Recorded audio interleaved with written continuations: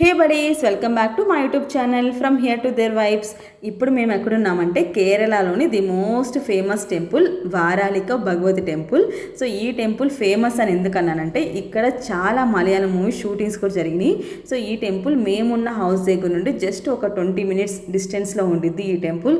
నిజంగా టెంపుల్ చూడడానికి చాలా అద్భుతంగా ఉంది, చాలా బాగుందనమాట. ఈ ప్లేస్ గురించి మాకు రీసెంట్గానే తెలిసింది.